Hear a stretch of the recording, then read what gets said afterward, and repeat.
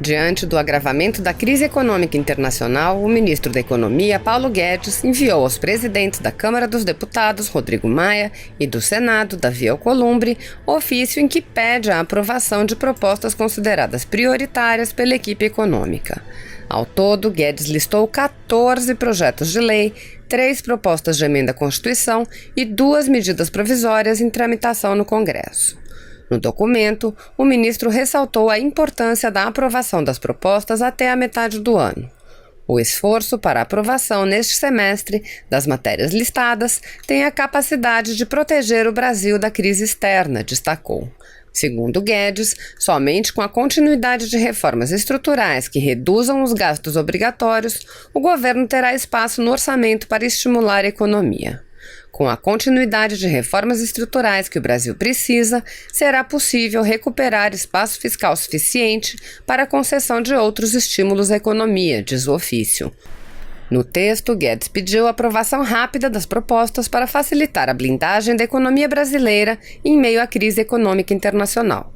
Nos últimos dias, diversos economistas têm pedido o aumento dos investimentos públicos para fazer frente a uma possível recessão econômica mundial, provocada pela pandemia e pela guerra entre a Arábia Saudita e Rússia pelo preço internacional do petróleo. Para aumentar os investimentos, no entanto, o governo precisaria flexibilizar o teto federal de gastos. Nesta terça-feira, o secretário especial de Fazenda, Valderi Rodrigues, descartou mudanças no limite de gastos.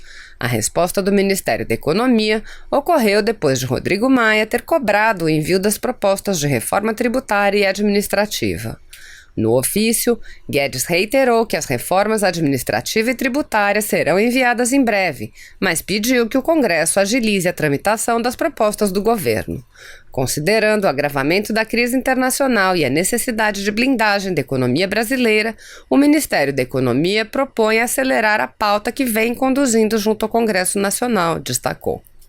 O documento listou as 3 PECs enviadas no fim do ano passado.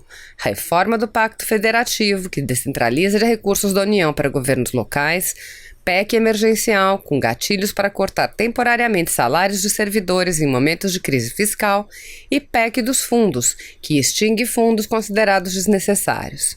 No entanto, também cita projetos como a autonomia do Banco Central, a liberação do mercado de gás e o plano de equilíbrio fiscal, que permite ajuda a estados com dificuldade de caixa em troca de medidas de ajuste. As medidas provisórias mencionadas são a do Emprego Verde-Amarelo, que cria um programa especial para trabalhadores jovens, e a que autoriza a quebra do monopólio da Casa da Moeda. As informações são da Agência Brasil. Essa visita do presidente aqui aos Estados Unidos, especificamente a Miami, Flórida, está sendo muito importante. Ela mostra que nós estamos consolidando, nós estamos dando forma a essa nova parceria, essa aliança Brasil-Estados Unidos, que nós estamos construindo desde o primeiro dia do governo do presidente Bolsonaro. Nós, em diferentes eventos, em diferentes ambientes, nós estamos mostrando que é para valer, que nós temos iniciativas concretas que estão gerando oportunidades econômicas, oportunidades concretas para o Brasil. Por exemplo, no Comando Sul dos Estados Unidos, lá nós assinamos esse acordo de pesquisa e desenvolvimento na parte militar, para acesso à tecnologia militar, projetos conjuntos nessa área, com um potencial imenso aí de investimentos em produtos de defesa. Falamos também da cooperação em defesa, de um modo mais geral, é uma das grandes vertentes do relacionamento. Estamos tendo aqui em Miami também um grande evento empresarial, um dos maiores que tem sido feitos. As pessoas me procuraram vários para dizer, olha, o melhor evento que eu já participei de divulgação do Brasil, de divulgação das oportunidades do Brasil na esfera econômica, na esfera de investimentos. Dezenas de pessoas nos procurando com projetos concretos de investimento no Brasil. Isso é impressionante, eu nunca tinha visto isso. Essa quantidade, essa diversidade de interesse. Isso porque nós estamos mostrando confiança, nós estamos mostrando as oportunidades do país. Teremos um encontro também do presidente com a comunidade brasileira na Flórida, que é uma comunidade extremamente dinâmica, muito importante para nós. E o evento talvez determinante dessa visita foi o jantar do presidente Bolsonaro com o presidente Trump, na casa do presidente Trump, em Mar-a-Lago, aqui perto, onde falaram de vários assuntos, decidiram lançar um pacote comercial, como nós estamos chamando, que vamos começar a negociar agora imediatamente, aprofundando a parceria econômico-comercial que nós já temos de maneira muito decisiva. Vamos ver a forma exata que isso vai tomar, mas uma determinação dos presidentes disso, que está recolhida no comunicado que eles emitiram. E falaram de ciência e tecnologia, falaram de cooperação de reflorestamento, por exemplo, e além dos temas, foi muito importante também a atmosfera, uma atmosfera de amizade, de integração muito grande dos dois presidentes, e que é um fator decisivo para essa construção que nós estamos tendo com os Estados Unidos.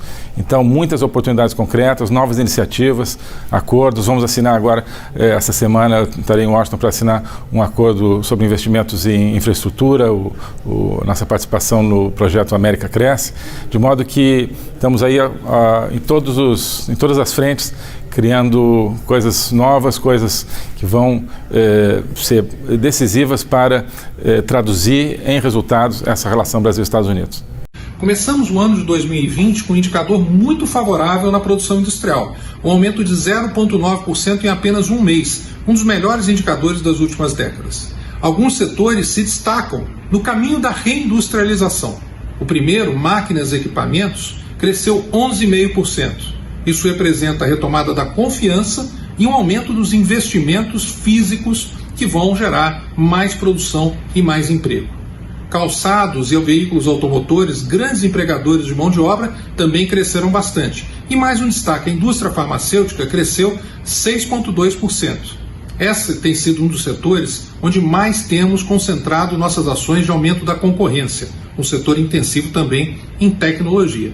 Apesar de um ambiente externo desfavorável, o Brasil continua crescendo. O Brasil está no caminho da prosperidade, com mais emprego e renda para todos os brasileiros.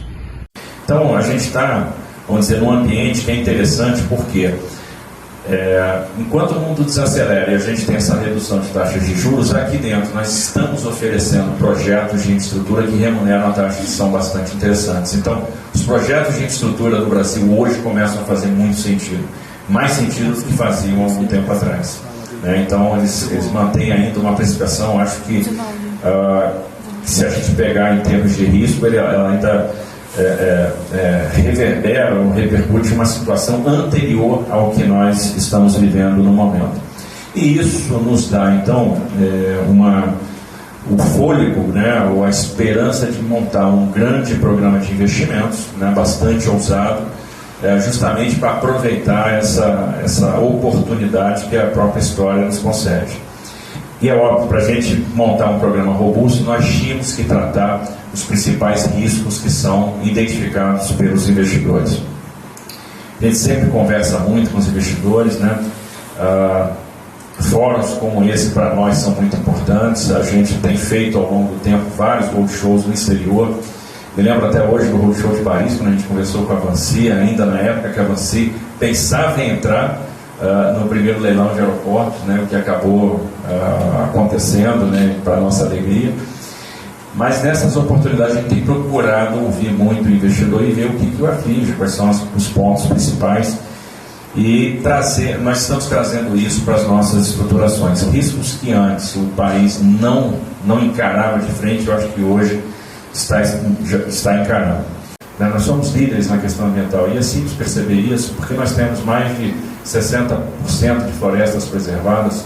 No que diz respeito à Amazônia, mais de 84%, 42% da nossa matriz energética é renovável, na Alemanha 14%. Então nós temos um papel de protagonismo, um papel de liderança, e talvez o Brasil seja um dos países que tenha as melhores condições de atingir metas do Acordo de Paris. E quando a gente, por exemplo, eu gosto muito de Amazônia, porque eu fui oficial do Exército por 17 anos e servi 6 lá. Eu trabalhei na Amazônia inteira, fiz obra em todas as regiões da Amazônia. E quando a gente trabalha na Amazônia, a gente percebe como a gente pode ser competente na preservação do meio ambiente e conciliar desenvolvimento e sustentabilidade. E são objetivos perfeitamente conciliáveis. E aí eu posso citar alguns exemplos que vale a pena conhecer, e aí fica um convite, se quiserem conhecer, nós estamos à disposição para mostrar. A bacia petrolífera de Urucu, por exemplo, onde se faz a exploração de petróleo e gás natural no interior do Amazonas. Nós temos ali na região de Coari, o município de Coari que é imenso, mas a bacia petrolífera fica a 660 quilômetros de Manaus. Nós temos pequenas clareiras onde estão os poços de petróleo, né? E tudo é preservado lá. Sequer nós temos caminhos de serviço para essas clareiras. E aí depois vocês podem se perguntar como é que essas clareiras foram feitas. E aí depois eu explico, que é um negócio meio cinematográfico, né, que envolvia, por exemplo, trabalhadores descendo de rapel, abrindo a clareira, trator chegando desmontado, ele abria a clareira, a madeira que era tirada era que servia para fazer as facilities, as instalações de suporte de vida na região de trabalho. Todo o transporte é rodoviário, né, e a gente nós temos lá uma unidade de produção de gás natural e mandamos o gás natural para Manaus. E graças a esse empreendimento foi possível fazer a substituição de toda a geração que abastecia o importante parque industrial de Manaus, que antes queimava óleo diesel, hoje queima gás natural. Então, muito mais sustentável. Se você apoia Jair Bolsonaro, curta este vídeo, manifeste a sua opinião e compartilhe para que a vontade do povo brasileiro seja conhecida. Inscreva-se no canal para ter acesso gratuito ao nosso conteúdo. Uma produção Folha Política.